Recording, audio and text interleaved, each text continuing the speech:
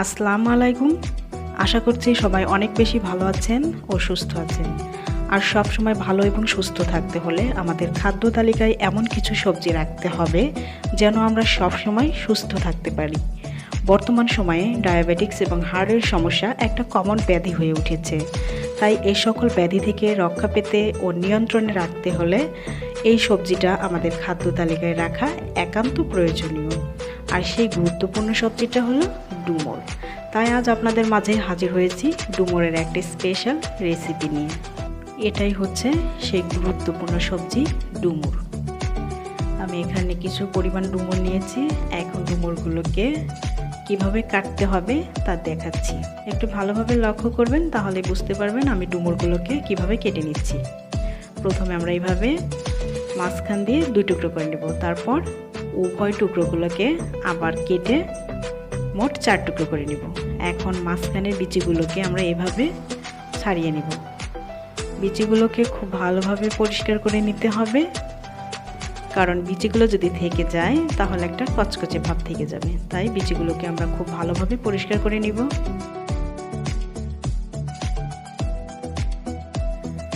এভাবে করে আমরা সবগুলো ডুমুর কেটে নিব। এখন একটা পাত্রে পরিমাণ মতো পানি নিয়ে তাতে পরিমাণ মতো লবণ দিয়ে গুলিয়ে নিব। এই লবণ গোলানো পানিতে ডুমুর কেটে রাখলে ডুমুর আর কালো হবে না। তাই আমরা এভাবে একটু পানি গুলিয়ে ডুমুরগুলো কেটে কেটে রেখে দিব। আমি আরও একটা পদ্ধতিতে ডুমুর কেটে দেখাচ্ছি, একটু ভালোভাবে লক্ষ্য করবেন। এখন এই মাঝখানের অংশটা ফেলে দিতে হবে আর এই অংশগুলো রাখতে হবে। আমি এভাবে কাটবো না, আমি সবগুলো ডুমুর 4 টুকরো করে কেটে নিব। আপনি আপনার পছন্দ মতো কেটে নেবেন।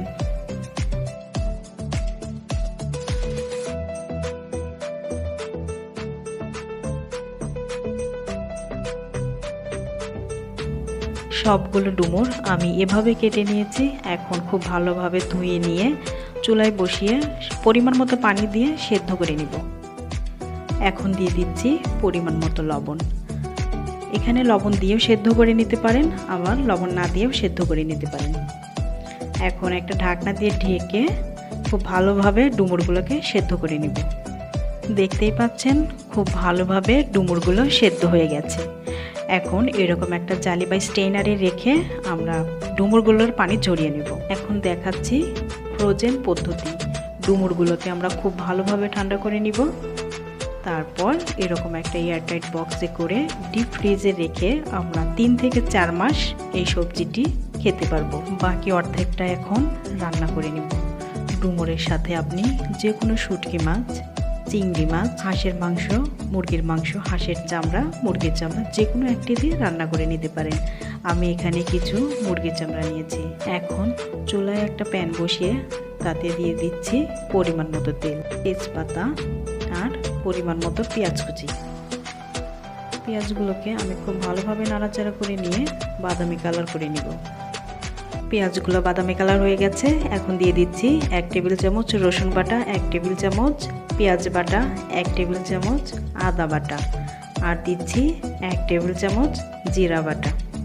এখন একটু নাড়াচাড়া করে নিয়ে দিয়ে দেব হাফ চা চামচ হলুদ গুঁড়া, আর দিয়ে দেব 1 চা চামচ মরিচ গুঁড়া।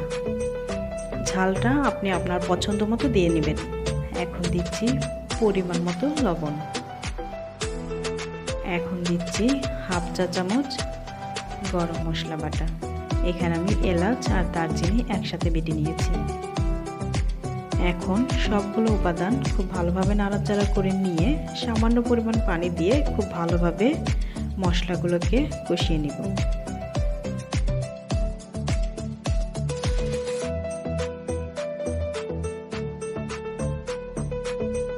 এখন দিয়ে দিচ্ছি কিছু কাঁচামরিচ, আর দিয়ে দিব হাফ কাপ পরিমাণ পেঁয়াজ কুচি। এখন আমরা আরও কিছুটা সময় খুব ভালোভাবে মশলাগুলোকে কষিয়ে নেব।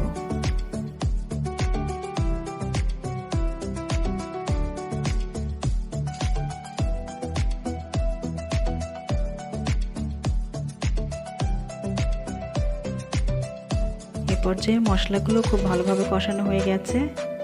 এখন দিয়ে দিচ্ছি আগে থেকে কিমা করে কেটে নেওয়া মুরগির চামড়াগুলো। আমরা মুরগির চামড়াগুলোকে খুব ভালোভাবে কষিয়ে নিব।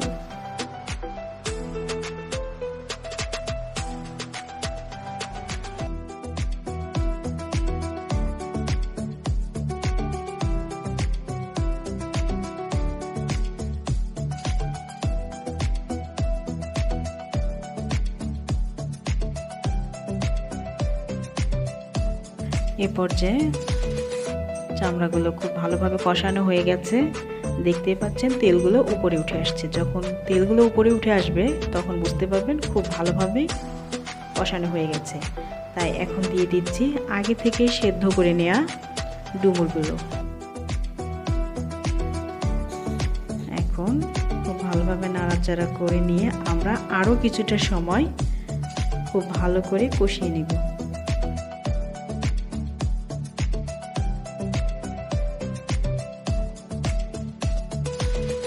কষানো হয়ে গেছে, এখন দিয়ে দিচ্ছি সামান্য পরিমাণ পানি।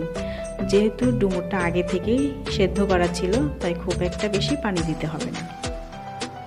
এখন একটু নাড়াচাড়া করে নিয়ে আমরা খুব ভালোভাবে ডুমুরগুলোকে রান্না করে নেব। মাঝে মাঝে আমরা এভাবে একটু উল্টিয়ে পাল্টিয়ে নাড়াচাড়া করে দিব।